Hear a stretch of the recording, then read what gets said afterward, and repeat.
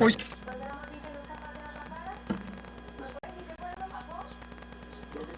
son las 19 horas con 1 minuto del martes 5 de mayo, día histórico del aniversario y estamos en el Palacio Nacional de México, en la Ciudad de México, y vamos a iniciar la conferencia de prensa diaria sobre la situación mundial y de la pandemia de COVID causada por el nuevo coronavirus SARS-CoV-2. Y hoy vamos a tener el informe técnico de todos los días que presentará el doctor Alomía. Tendremos una presentación por parte del doctor Alejandro Calderón Alipi, coordinador de abastecimiento del Instituto de Salud para el Bienestar, sobre la distribución de los insumos que se preguntaba esta mañana y lo han preguntado ustedes varias veces. Y también bienvenido, doctor Calderón Alipi. También nos acompaña nuestro querido amigo y compañero, el doctor Víctor Hugo Borja Buto, director de prestaciones médicas del Instituto Mexicano del Seguro Social, y nos va a presentar dos elementos que no les digo cuáles son para no quemar la sorpresa. Son noticias positivas sobre lo que está haciendo el IMSS al respecto.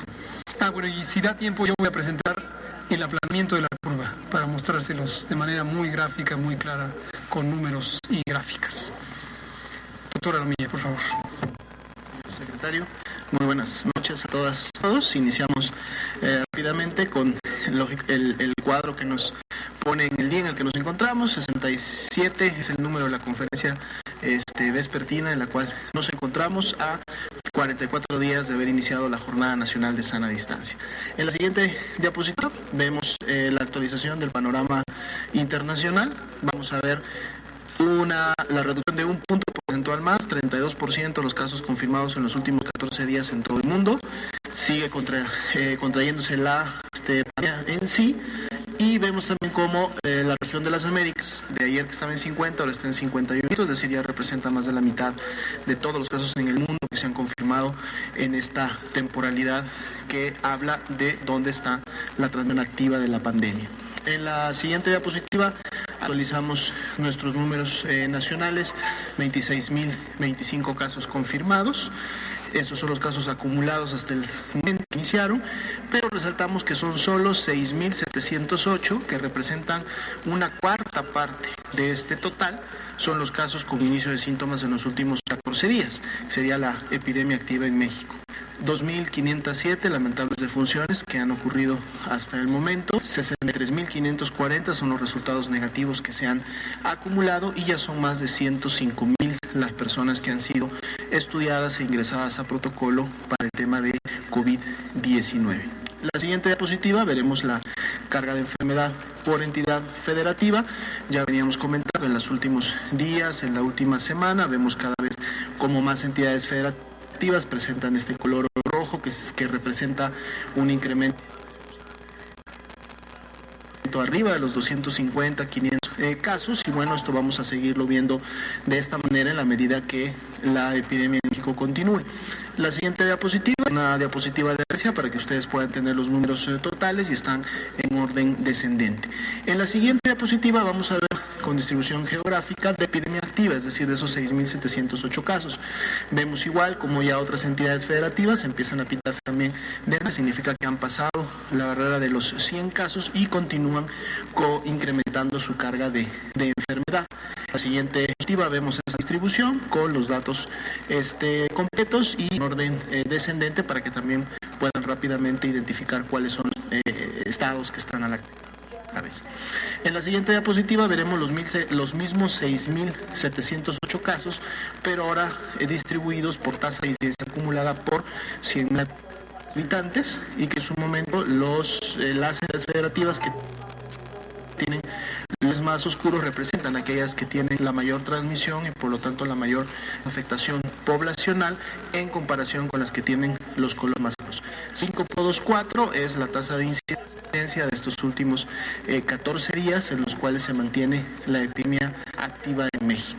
En la siguiente diapositiva vemos esta distribución en orden descendente para que puedan rápidamente identificar igual cuáles son los estados que están teniendo la epidemia o sus curvas epidémicas activas recientes en estos últimos 14 días. La siguiente diapositiva veremos la distribución de las detenciones acumuladas, estas 2.507 que lamentablemente han sucedido, y también vemos cómo en los últimos días se concentran la mayoría de aquellas que todavía son sospechosas, están esperando el resultado de laboratorio para ver si se integran.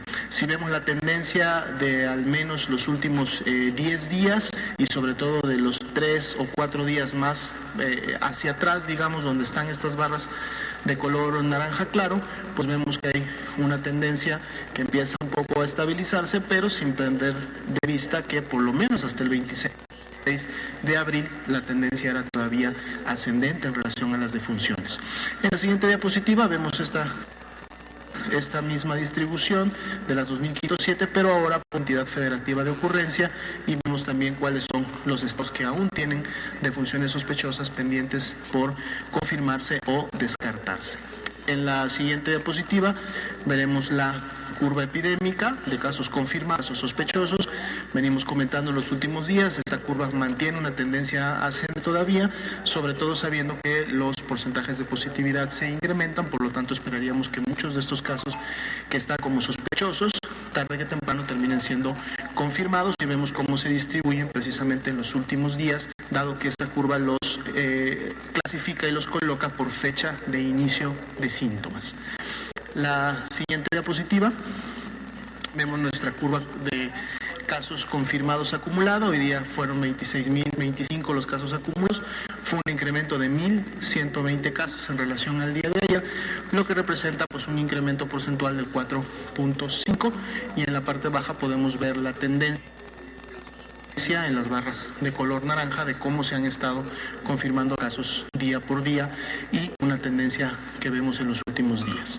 Las siguientes diapositivas es precisamente en relación a la disponibilidad y ocupación hospitalaria. Al corte del día de ayer, 14.088 camas generales para pacientes COVID, para infecciones respiratorias agudas estaban disponibles. Estaban ocupadas 6.461, por lo tanto la ocupación se mantiene igual a la que se tenía en el corte de ayer, que es del 31%. 676 hospitales son los que han notificado, que son notificantes, y son 652 los que han notificado, lo cual incrementó un punto porcentual. Ayer teníamos 95 y tenemos 90% de notificación. En la diapositiva vamos a ver la distribución de esta disponibilidad de ocupación. El 31% nacional lo tenemos hasta el final en la última barra, pero vemos cómo dependiendo de cada entidad federativa esto se incrementa. Ya habíamos dicho Ciudad de México, Baja California, Estado de México, con las ocupaciones arriba del 50%, específicamente Ciudad de México con un 71%, y esto también ha ido incrementándose en la última semana. En la siguiente diapositiva veremos específicamente las camas con ventilador, que son las que se den para pacientes críticos. Igualmente Ciudad de México, California, en este caso aparece Sinaloa y el Estado de México como los estados que tienen arriba de un 40% de esta ocupación.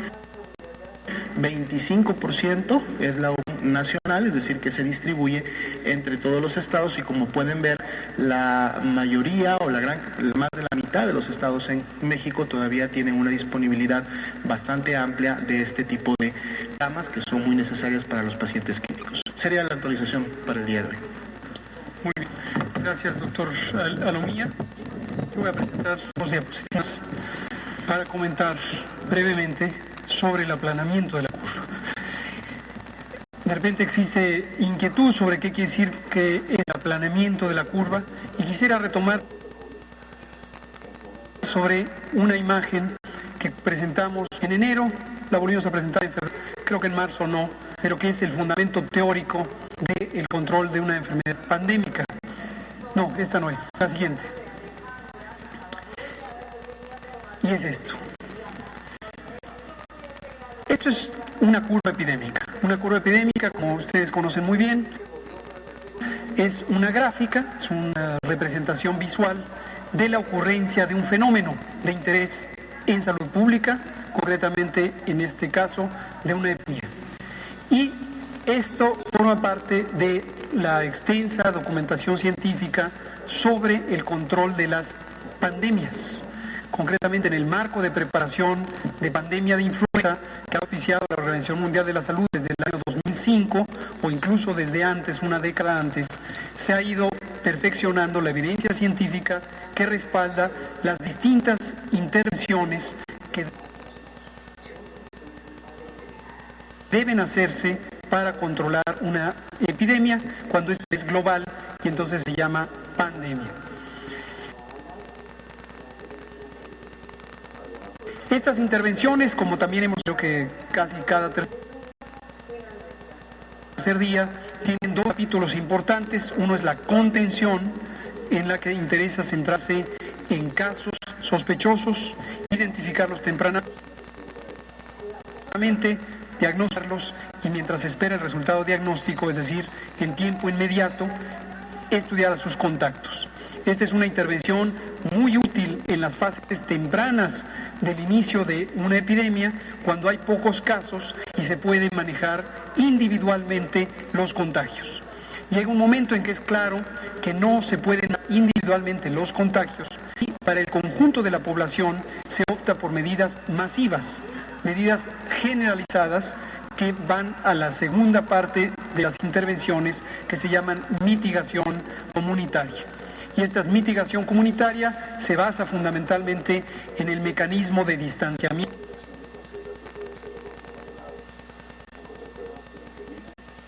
llamado la sana distancia, exactamente lo que hicimos. Y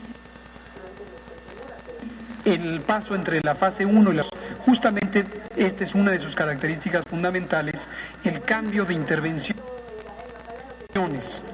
Hemos dicho desde hace mucho tiempo que uno no catequia la estrategia, planteamiento panorámico de lo que va a ocurrir en cada una de las intervenciones. Y esto no se improvisa, eso se basa en evidencia y obviamente en conocimiento.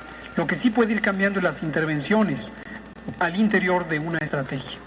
Regresando a la gráfica, una curva epidémica representa eventos, en este caso podríamos pensar que son casos de enfermedad, y se muestran por la altura en el gráfico a lo largo del tiempo, que es la continuidad en horizontal, como múltiples gráficos que presenta el doctor Alomía todos los días. Ahora vean ustedes, aquí está el planteamiento teórico fundamental. Cuando llega una pandemia, es inevitable que exista la epidemia, es decir, es inevitable que el fenómeno se presente. Y sería realmente estéril pretender que el fenómeno se puede ver o evitar. No tiene sentido caer en esa fantasía. La historia de las pandemias y las epidemias diversas a lo largo de 20 años demuestran que no es factible, ojalá lo fuera, pero no es factible, no es posible detener una enfermedad epidémica. Si no, no existirían las epidemias. Pero lo que sí es posible es mitigarla. Y mitigarla quiere decir reducirla, achicarla, bajarla, atenuarla, minimizarla, hacerla menos impactante. Y se muestra en este gráfico exactamente de qué manera. Esta curva negra representa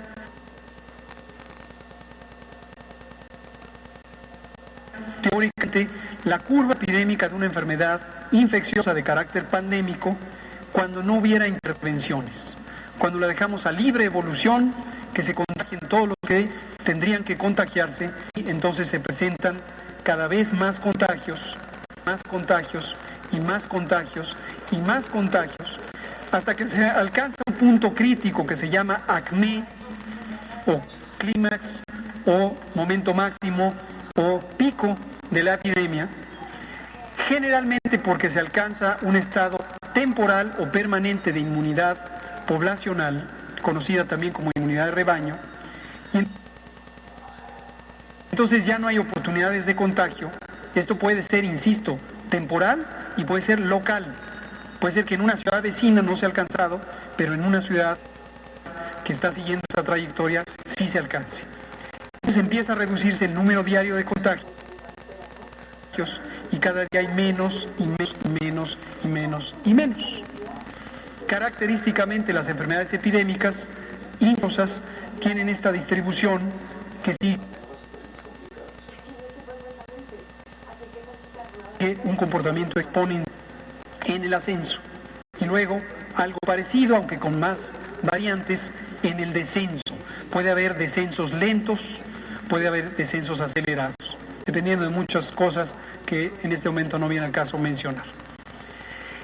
En la línea rayada, en esta curva que se alcanza a ver con este patrón de rayas, es la curva epidémica que observaría si se hacen las intervenciones de mitigación y si éstas se hacen oportunamente y de una manera adecuada, de una manera consistente. Esto es muy importante. Consistente quiere decir un patrón que sigue una misma regla. Por ejemplo, mantenerse en casa a lo largo de todo un periodo definido. Si en un momento dado esa regla se pierde y a veces se sale de casa, a veces se queda en casa, a veces es más estricto el confinamiento, a veces estricto, no tendríamos una curva como esta, porque habría rebrotes y podríamos tener, por ejemplo, una con subidas y bajadas. Regresando al planteamiento teórico de cómo se maneja una epidemia, hay tres objetivos principales. Hay muchos objetivos, tres destacan respecto a la transmisión. Primero, queremos que el momento epidémico se retrase. ¿Por qué queremos que se retrase? Porque en la mayoría de las circunstancias, con una pandemia, los sistemas de salud en el mundo no están preparados para recibir algo que es, por definición, urgente, extraordinario. Entonces queremos retrasar para que haya tiempo de hacer las reconversiones hospitalarias, adquisición de insumos y equipos y se pueda satisfacer las necesidades de atención. Objetivo 1, que en lugar de que ocurra en esta fecha, ocurra en esta otra fecha.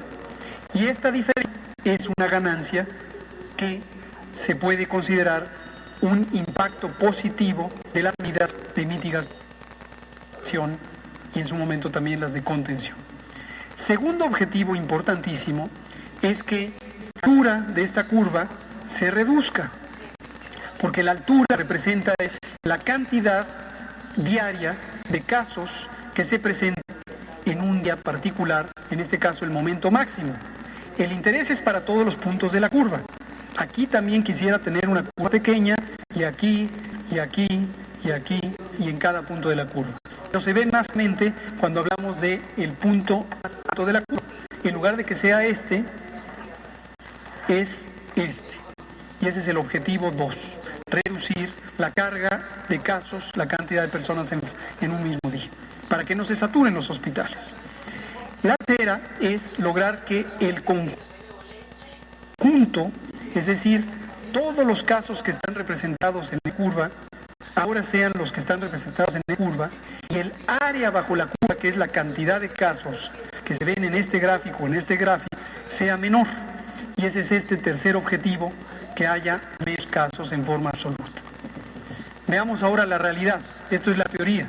Veamos lo que ocurrió en México y el por qué hemos dicho con toda convicción desde hace varias semanas que la curva se aplanó o se está aplanando porque continúa reduciéndose la magnitud de esta curva.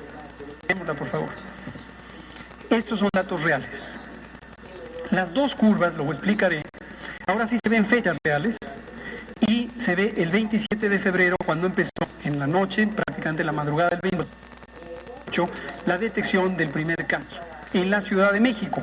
Lo voy a ilustrar exclusivamente con la Ciudad de México, que quede claro. Esta es la curva de la Ciudad de México, del Valle de México. El Valle de México no es de todo el país. Y aquí está sin números reales, casos. El tiempo, los casos. 3 puntos de información. En la curva roja está la predicción. Esta predicción es la que hicieron los grupos científicos de matemáticos coordinados por el CONACYT hace varias semanas, cuando todavía no se conocían todos estos casos. Hicieron esta predicción y la hicieron con base en los primeros casos que se presentaron en el intervalo de 10 días antes de que viniera el punto de inflexión y después con un modelo matemático de transmisión pudieron predecir que esto es lo que habría ocurrido. La curva verde es también una predicción, vieron los mismos grupos académicos el mismo día. Y dije, esto es lo que habría pasado sin intervenciones, esto es lo que pasará dado que empezaron las intervenciones. Para hacer esta predicción, además del modelo matemático, utilizaron los datos posteriores al 22 de marzo, que está por aquí, y es este segmento de datos. Íbamos más o menos aquí cuando hicieron la predicción y dijeron, eso es lo que va a pasar. Finalmente, las barras amarillas es lo que ha estado pasando. Cuando se hizo la predicción, esto para acá ya había ocurrido, pero de aquí para acá no había ocurrido. Esto lo hemos visto posterior a la predicción. Y las predicciones de lo que está ocurriendo y ocurrirá en los siguientes días y semanas se actualiza periódicamente, precisamente para tener un reconocimiento más claro de lo que va ocurriendo, lo que va a ocurrir después. Ayer por la noche nos entregaron la nueva predicción, que es ligeramente menor a lo que habíamos tenido el 29 de abril y el 22 de abril. Y la seguirá dando cada semana. Finalmente, los números. Vamos a comparar dos cosas. Vamos a comparar la predicción de lo que ocurrirá, predicción que se hizo en esta fecha, 9 de abril, que iba a ocurrir con respecto a lo que hubiera ocurrido sin intervenciones. Y vamos a comparar también los observados hasta la fecha en que están presentes con respecto a lo que hubiera ocurrido si no se hubieran hecho las intervenciones. Termino mostrándoselos. Sin intervenciones tendríamos el ACME, el punto máximo lo hubiéramos tenido el 2 de abril. Un pico muy temprano. Hemos ganado tiempo. Objetivo 1. La predicción es que lo tendremos el 8 de mayo. Estoy consciente que yo previamente dije 6 de mayo.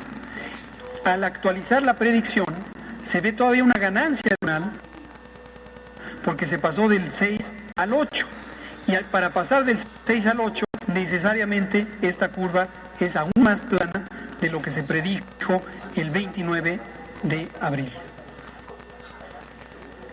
Lo segundo, los casos acumulados en los 61 días desde el primer caso, el 28 de febrero, es decir, la suma de todas estas barrillas desde aquí hacia atrás, son, sin intervenciones, 38.773.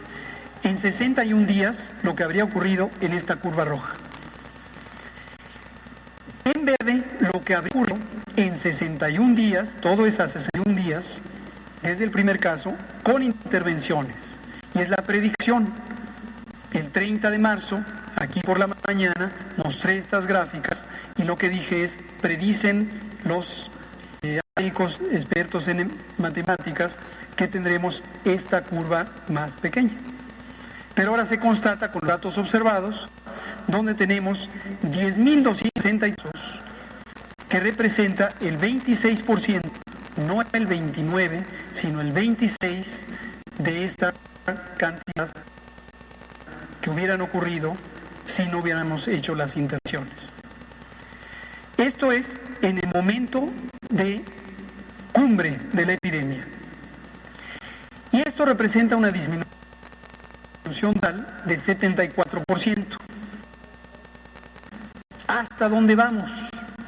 Ojo, estas barras respecto a esa curva roja, ¿hasta dónde vamos? Si seguimos por el comportamiento, y con esto termino, tendremos una curva que será probablemente alrededor de esto. Esta mañana dije 60 a 75%, porque recordaba los números, lo acabamos de recalcular hoy y tenemos 74% de reducción. Termino diciendo dos cosas. Aplanar la curva, como dije esta misma mañana, no quiere decir desaparecer la epidemia. Quien piense eso, desde luego tiene una muy legítima aspiración de modificar la realidad, lo cual lo celebro, pero tiene también un elemento que no está basado en la realidad, que es las epidemias no se pueden parar de un día para otro.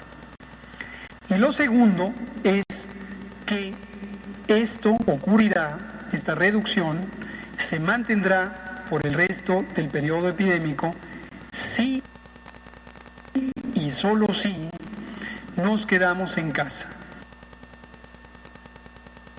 Así que quédate en casa, porque si tú te quedas en casa, si todos nos quedamos en casa, la mayor parte del tiempo posible, nos mantendremos en esta curva, no en esta curva.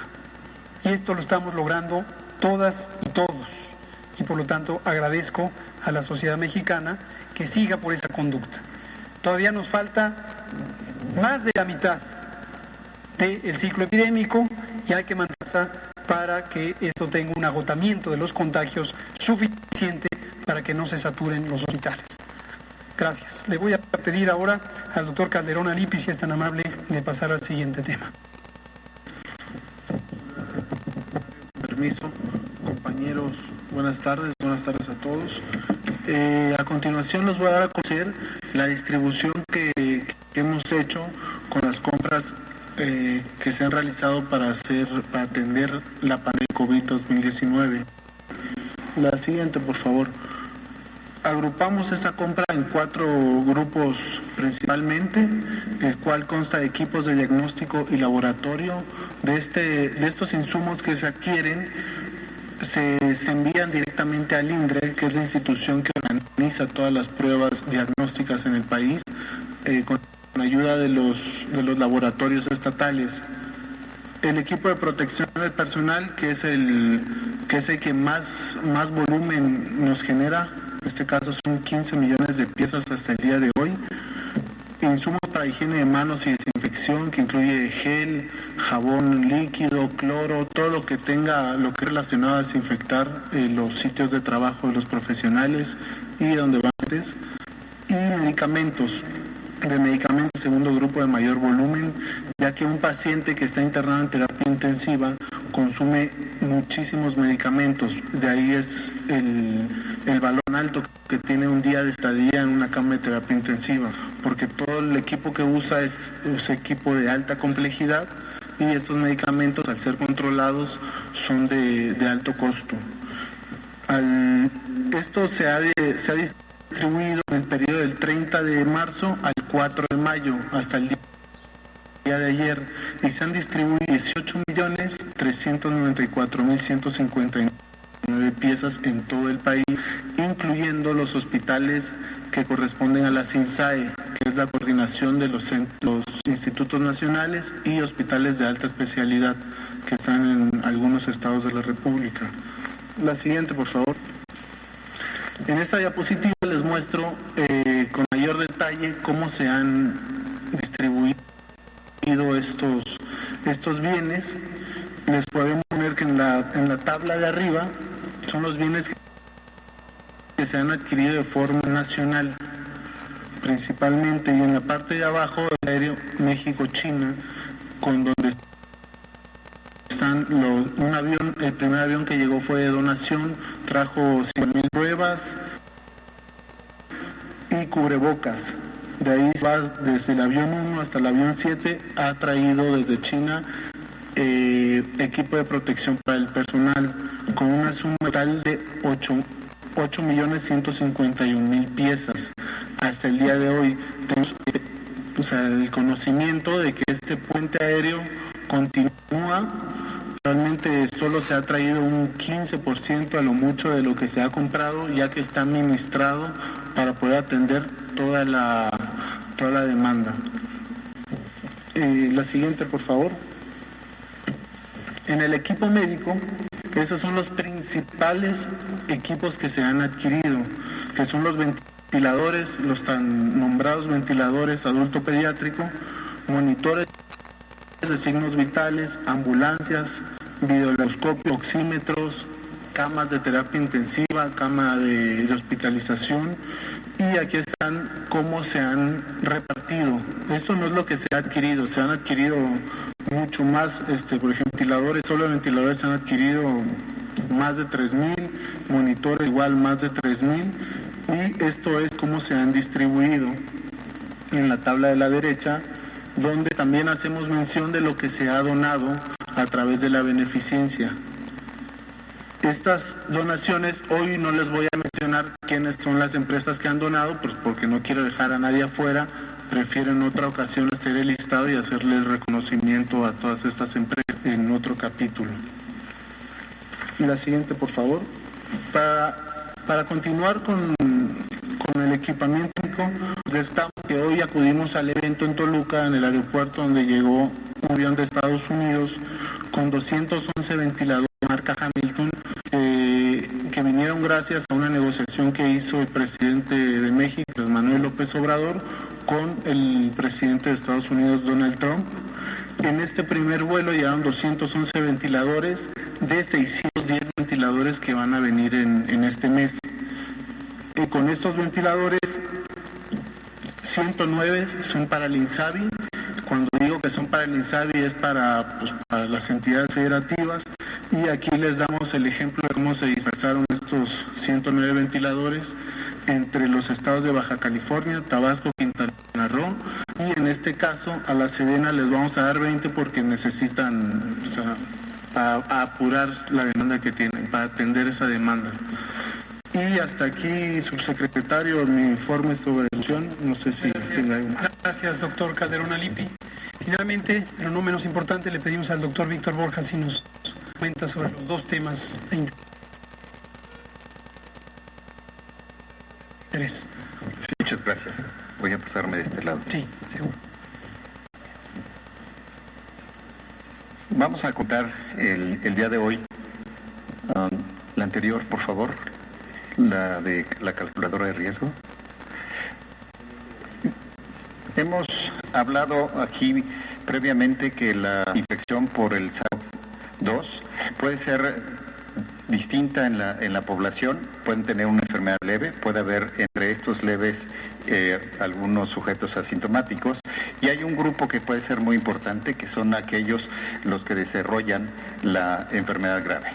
Estos que desarrollan la enfermedad pueden llegar a ser hospitalizados, hay algunos más críticos que necesitan ventilación mecánica, de estos pueden fallecer. ¿Qué son estos sujetos que son más vulnerables? Son más vulnerables a que tienen algunas comorbilidades, hemos hablado previamente. Estos que tienen comorbilidades en el IMSS pueden llegar a ser hasta 30 millones de derechohabientes.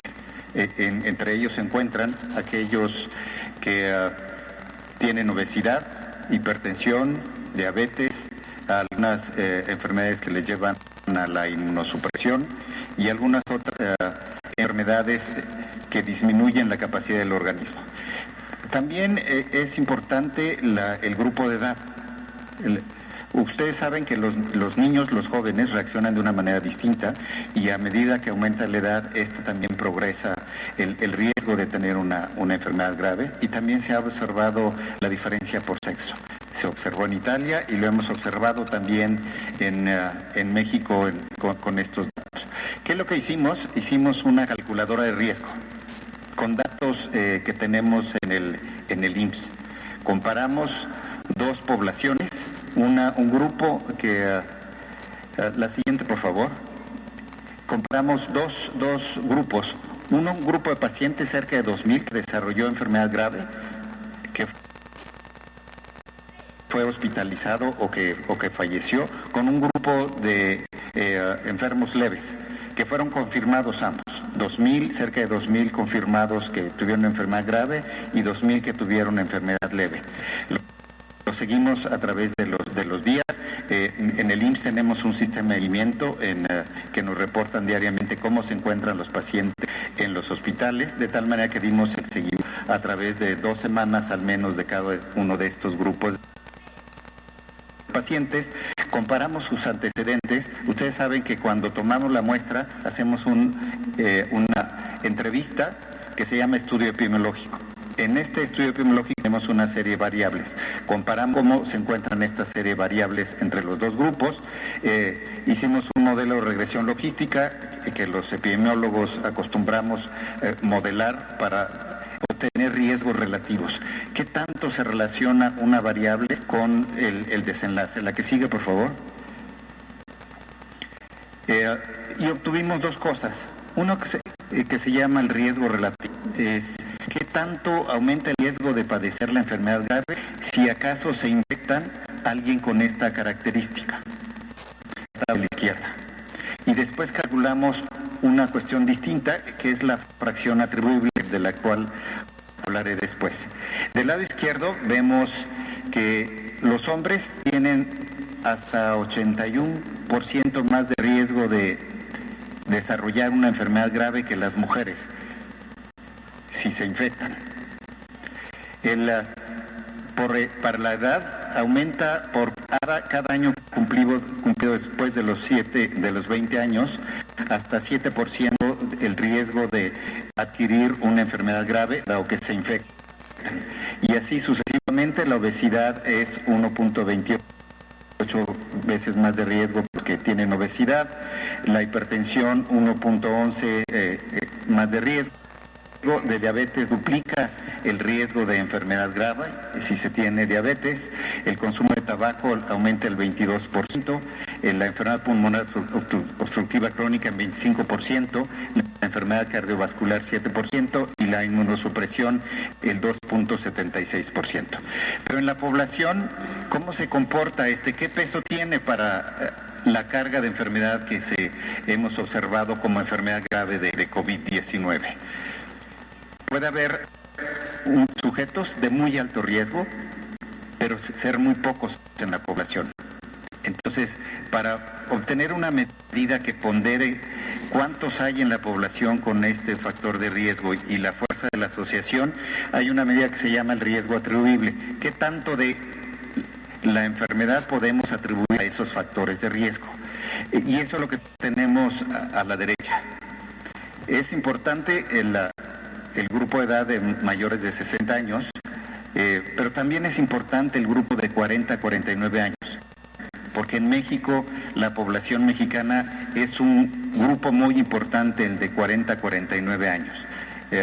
El sexo masculino, la hipertensión, la diabetes y la obesidad son los que dan una carga mayor o una fracción atribuible mayor.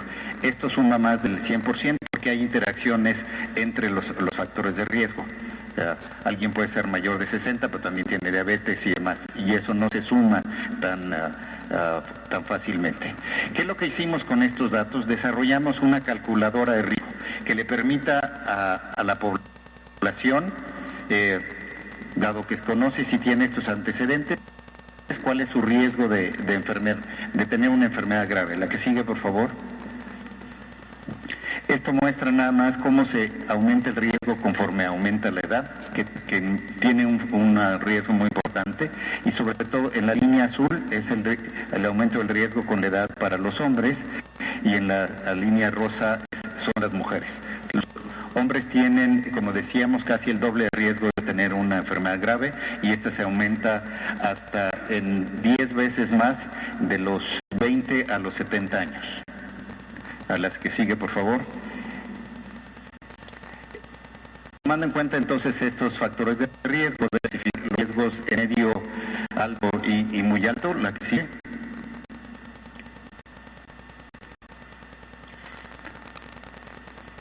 La siguiente.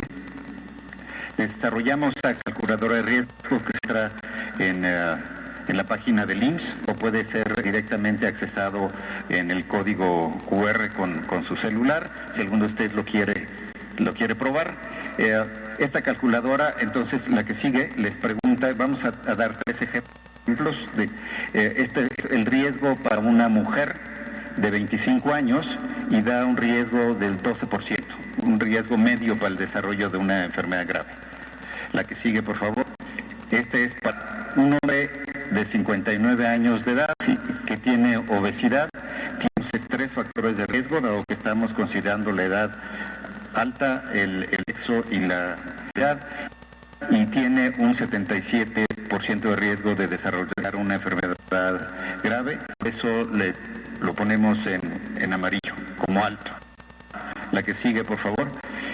Este es el otro ejemplo para un hombre de 65 años que tiene obesidad, hipertensión y diabetes, y además fuma, y tiene un riesgo muy, muy alto de desarrollar una enfermedad. La que sigue, por favor. Después, la calculadora da algunas recomendaciones después de cálculos. En el caso de riesgo muy alto, le decimos que que esta es la población que se debe quedar en casa preferentemente. No deben salir. Deben cuidarse mucho porque si adquieren el virus, desarrollar una enfermedad grave. Y esta es la población que queremos también que se cuide más en estos momentos, que tenga mucho cuidado y que tampoco los demás llevemos el virus a la casa. Estos son los adultos mayores con unas comorbilidades. La que sigue, por favor. Entonces pasamos a la siguiente. También en el instituto, después de desarrollar la calculadora, pensamos qué podemos hacer con estos sujetos que sabemos que son de riesgo y que algunos de ellos vienen que son sintomáticos y que tienen una prueba positiva, pero no desarrollan una grave o no la llevan en que nos hacen la consulta. Hicimos un proyecto, el director general del IMSS, el maestro Zoé Robledo, anunció este proyecto de expansión en el Autódromo Hermano Rodríguez para atender el COVID-19. Aquí queremos llevar a estos sujetos de mayor riesgo, porque son los que pueden, aunque no hayan desarrollado la enfermedad, a lo largo de los días desarrollar una neumonía o alguna complicación. Vamos a darles un lugar que es como si fuera un hospital, donde los vamos a vigilar, les vamos a dar una observación mayor y en el caso de que tenga una complicación y si requiere ir al hospital, los vamos a derivar al hospital. ¿Qué hemos observado? Que los diabéticos que no están bien controlados o los hipertensos que no están bien controlados podrían controlarse mejor en un lugar como este. Es la siguiente, por favor, donde el cuidado en casa no podría ser el óptimo. En algunos casos viven solos los adultos mayores y los podríamos vigilar. Esta vigilancia estaría a cargo de médicos, en su mayoría serían médicos generales. El modelo de atención de los equipos de respuesta COVID sería más expandido. Tendríamos un médico especialista trabajando con 5 médicos, ya sea familiares o de otras especialidades o médicos generales, y en total atenderían a 50 pacientes, que serían pacientes a quienes les controlaríamos la presión arterial, la hipertensión, o los estaríamos vigilando que no desarrollen la enfermedad grave. La que sigue, por favor. Hemos visto que hasta el 24% de nuestros pacientes requieren intubación, aquellos que se hospitalizan. Estos creemos que podemos disminuir el número de pacientes que requieran la intubación si los controlamos al inicio. Está en tener 192 camas para hospitalización y 29 camas para cuidados intensivos si es que se agravan en ese momento. La que sigue, por favor. Vamos a tener un filtro de valoración inicial que se hará en el de medicina familiar, en la atención médica continua o en la parte de urgencias de los hospitales. Aquellos que no requieran ser hospitalizados pero que son de alto riesgo, los enviaremos por sus propios medios o una ambulancia si no tiene los medios. Tendremos los pabellones respiratorios, el laboratorio, rayos X, un sistema de distribución de gas medicinal, un área séptica, farmacia, cubículos de diagnóstico. La siguiente, por favor. Tendremos un área para los médicos, para la residencia médica, comedor, sala de espera, vestidores. La que sigue, por favor. Estos pacientes serían todos positivos a COVID. Entonces, el equipo de protección personal lo requiere también todos los médicos que estén ahí, porque son áreas aisladas de cualquier manera. Y tendríamos entonces estos servicios hospitalarios de ambulancia, de alimentación, de recolección de basura, de roberías, servicio de hidratación para el personal de salud y el suministro de RPD. La que sigue, por favor. Ese es el diseño. Tenemos aquí 50 alrededor de un área central de enfermería y médicos para el cuidado de los pacientes, como tienen las unidades de cuidados intensivos, que le da una visibilidad alrededor para ver lo que necesiten los pacientes. Es todo. Muchas gracias. Vamos a pasar el video que corresponde a esta.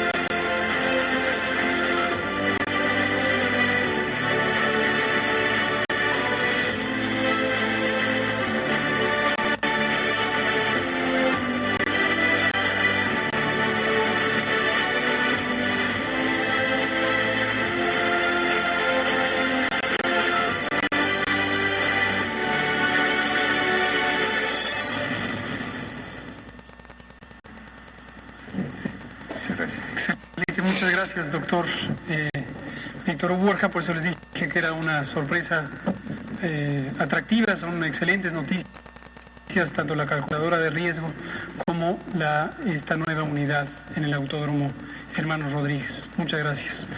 Juan Carlos, por favor, usted. Empecemos, Araceli. ¿Qué tal, doctor? Carlos Guzmán de ABA Noticias y de Ángel Metropolitano. Dos preguntas. La primera, dividida en dos. Esta fecha que estiman del 7 de mayo para comenzar operaciones con este centro que está en el autódromo, ya es la segunda, si nos puede mencionar, en base al modelo que presentó hace unos instantes en cuanto a que se ha reducido 74% el estimado que se tenía si no intervención, también puede dar un escenario alentador para el reinicio de actividades que está programado para el 17 de mayo en algunas partes y para el 1 de junio. ¿Se podría adelantar esto en el país? Y en la tercera, si nos puede mencionar un poco de lo que platicó con los senadores de la República previo al 1 de mayo, que ellos decían que para suspender las sesiones del periodo extraordinario o no convocar un periodo extraordinario esta semana, justamente, que es semana de que yo le llamo. Gracias. Muchas gracias. ¿Es esta fecha fija? Se podía modificar para antes. Vamos a hacer la apertura progresiva a partir del 13. Gracias, doctor. Sobre las otras dos situaciones, gracias, Carlos, por preguntarlo. La curva epidémica representa la intensidad de la transmisión día por día. Esto se refleja porque uno puede ver en el número de contactos el evento que ocurrió 7 días después, que es la transmisión. La transmisión es el contacto.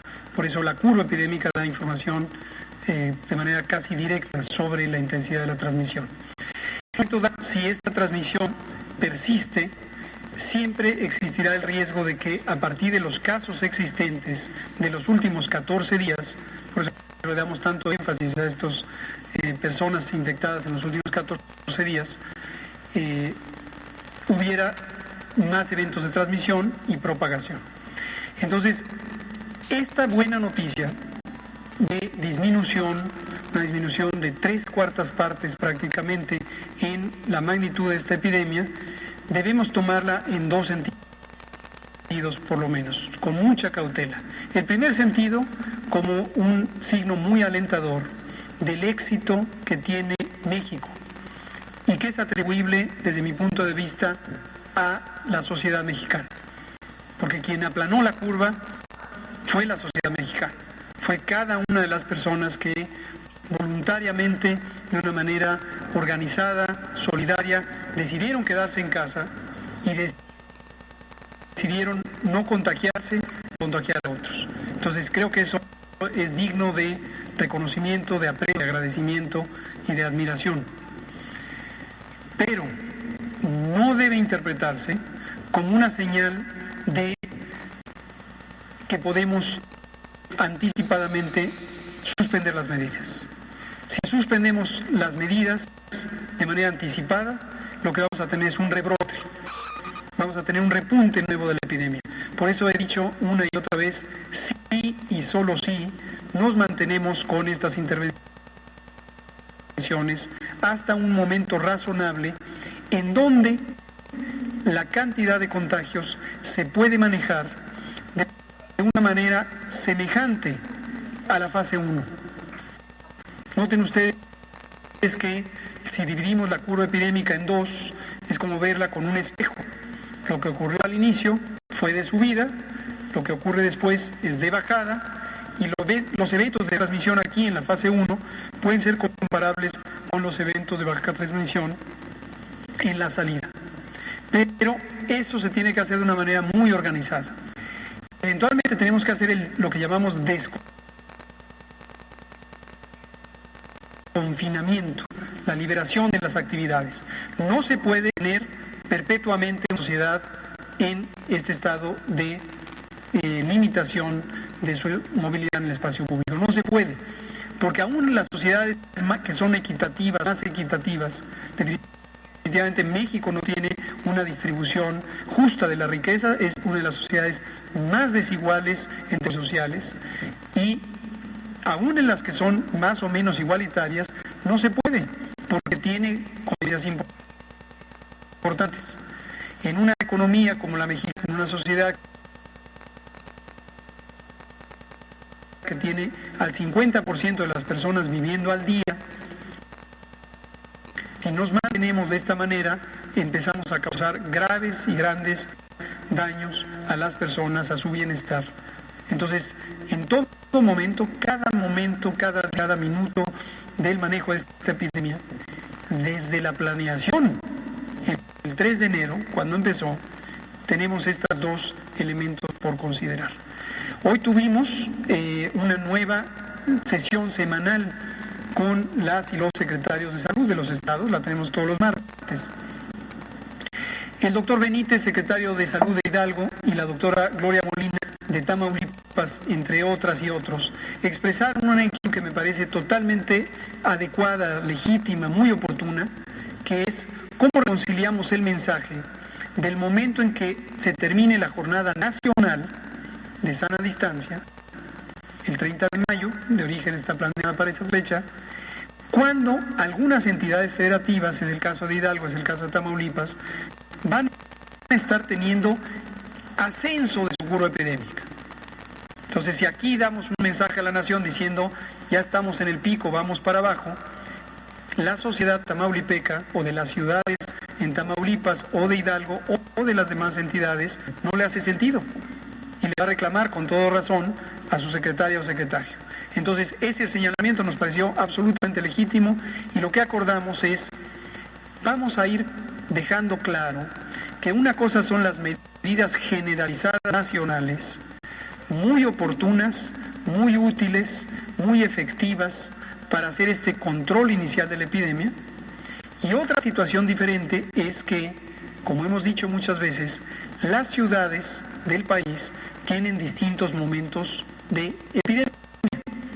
Entonces, todavía faltan muchas ciudades que van a tener su momento epidémico 1 semana, 2 semanas, 3 semanas, 6 semanas después de lo que ha ocurrido en la Ciudad de México, que fue la primera en tener la epidemia.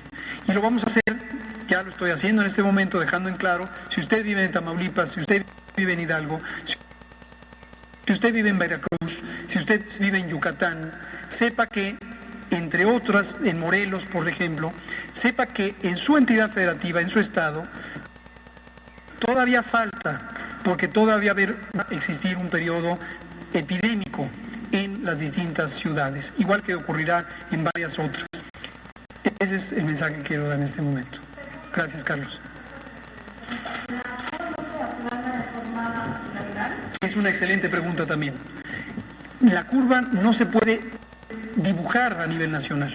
Por eso es que no presentamos curvas nacionales. Y los propios matemáticas y matemáticos nos lo recomendaron, como epidemiólogos lo sabemos, porque en realidad, si pensáramos en la curva de todo el país, que si hubiera una posible curva nacional, está compuesta de curvas pequeñitas, medianas y grandes al interior, que son de las distintas localidades. Imaginen ustedes que México fuera un continente y que estamos viendo la curva de un país, la curva de otro país, la curva de otro.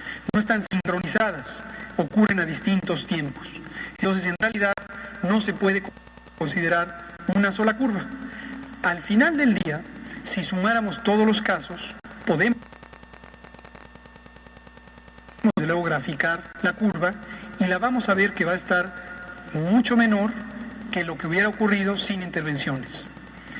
Así como la movilidad varía entre los estados, ya hemos presentado, mañana toca presentar la estadística de mortalidad. También la curva epidémica en algunos estados habrá reducido 74% como en la Ciudad de México, quizá en Tijuana es otra cantidad, quizá en Villahermosa es otra cantidad, en Cancún es otra cantidad. Y las podemos ir presentando para ver este fenómeno también. Gracias. Creo que nos queda tiempo de una pregunta corta. Bianca Aguirre. Gracias, qué amable. Doctor, bueno, pues si puede, por favor, hacer esta reunión, más de esta reunión que sostuvieron. Tengo entendido que también a las 8 de la noche va a haber otra, usted corríjame, por favor. Y también quiero saber si el 25 de junio ya con este cambio del pico ya de más alto de contagios, del 6 al 10, que ahora será el 8, el fin del primer ciclo de la pandemia seguirá siendo el 25 de junio. Por favor, gracias. Gracias. Esa curva que presentamos de origen estaba basada en la primera predicción que se hizo al inicio de abril y mostraba precisamente el final con el 95% de la curva resuelta el 25 de junio. Hemos tenido 3 nuevas rondas de actualización de la predicción, la más ayer por la noche, y también dan buenas noticias porque al recorrerse el pico se recorre también la cantidad de casos. Pero dan una noticia que podría ser hasta cierto punto insatisfactoria, que conforme se hace una curva más pequeña, se alarga. Entonces posiblemente el 95% de los casos se van a completar más allá del 25%. Esto desafortunadamente así funciona, no hay manera de ganar en todos los temas, en el tiempo y en la cantidad, porque precisamente el propósito, como lo expliqué en la gráfica teórica, es que esta cantidad de casos la distribuyo en el tiempo. Al final del día voy a tener menos casos. Lo principal son los objetivos 1 y 2, el recorrer el momento del pico y el hacer que sea más pequeño. De la reunión de la mañana es una que tenemos toda la semana por videoconferencia con las 32 áreas de secretarios de salud. ¿Qué puedo decir? Un ambiente positivo, muy comprometido de todas las titulares de las secretarías de salud estatales. En la noche vamos a tener otra reunión que también tenemos periódicamente, varias, ya pierdo la cuenta, que es con el señor presidente. Y es precisamente él le da un seguimiento directo y puntual a todos estos elementos técnicos en la adquisición de insumos, en las proyecciones epidemiológicas, en las reconversiones, y cada de los elementos se le presenta, se conversa, se afinan tiempos, planes, ajustes, elementos, y la de hoy en la noche es para ver las nuevas proyecciones, las expectativas de la distribución de nuevos brotes epidémicos en las ciudades que están próximas a tener, o que ya lo están teniendo, de hecho varias de ellas, y también ver esto que presentó el doctor sobre la versión más reciente, que es esta del autódromo Hermanos Rodríguez. Frecuentemente nos acompaña la jefa de gobierno de la Ciudad de México y presenta también lo que está ocurriendo en la conversión en el Valle de México. Gracias. Creo que ahí acabamos, son las 19:59. Mañana, muy gracias. Buenas noches.